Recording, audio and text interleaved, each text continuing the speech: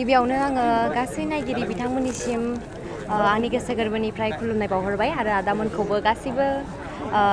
बे खाबुखौ होनायनि थाखाय साबायखर आरो जोंनि EM सारखौबो जाय आंखौ हांख्रायहरदों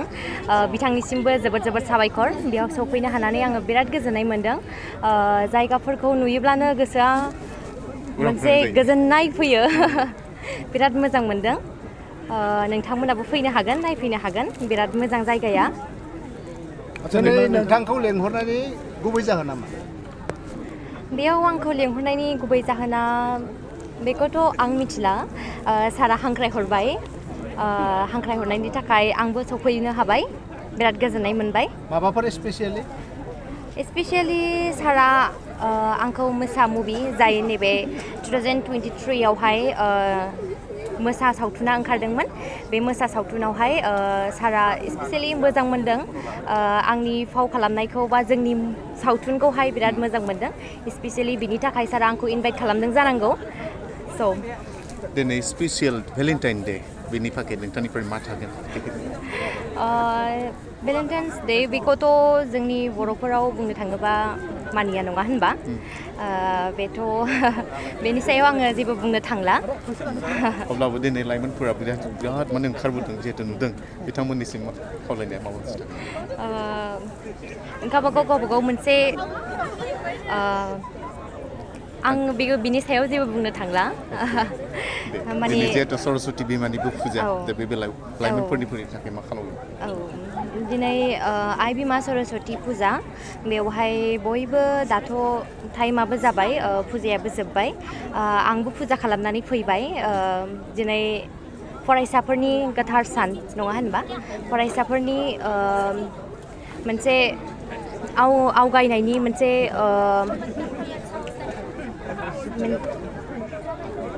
एसे थाबथानो नागिरबाय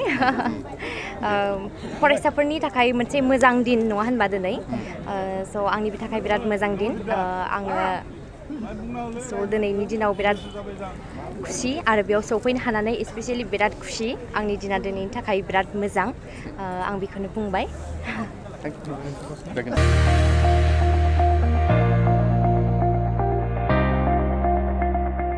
गुन गोनां सोलोंथाइ लानो हास्थायग्रा फरायसाफोरनि थाखाय गोजोनथाव खौरां 2024-25 सोलोंथाइ बोसोरनि थाखाय मोनसिनसिब्रै इंलिश स्कुलाव गोदाननि फरायसाफोरनि मुं थिसननाया सोलिगासिनो चिरां जिल्लानि बेंटलाव थानाय मोनसिनसिब्रै इंलिश स्कुलाव नार्सारि थाखोनि थाखाय मुं थिसननाया सोलिगासिनो आरो LKGनिफ्राय थाखो 8 सिम मुं थिसननायनि थाखाय फर्म एबा फान्डुलिपि हरगासिनो दं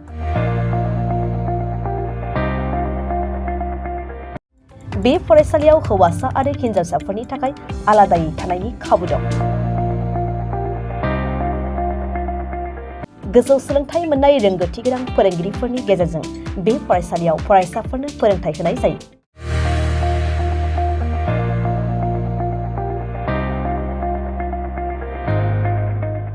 computer class yoga traditional music dance smart class science lab सानखान्थि आरो बिगियान प्रोजेक्टिंनि सोलोंथाय खाबुखौ बे फरायसालियाव होनाय जायो बेनि अनगायैबो बे स्कुलाव फरायसाफोरखौ ड्राग्स आरो मबाइलनिफ्राय जानगाराव लाखिनाय आंगो न' बायदि आबहावानि हस्टेल ML आयदानि सायाव जर'खा जोथोन लानाय जायो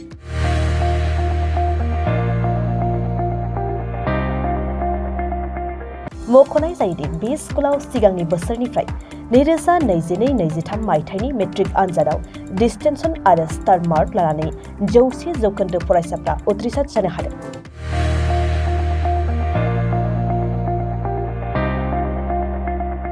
गाव गावनि गथ'फोरखौ गोग्गो आरो गुनगोनां सोलोंथाइ मोनहोनायनि थाखाय मोनसिनसिब्रै इंलिश स्कुलाव मुं थिसननायनि खाबुखौ लादों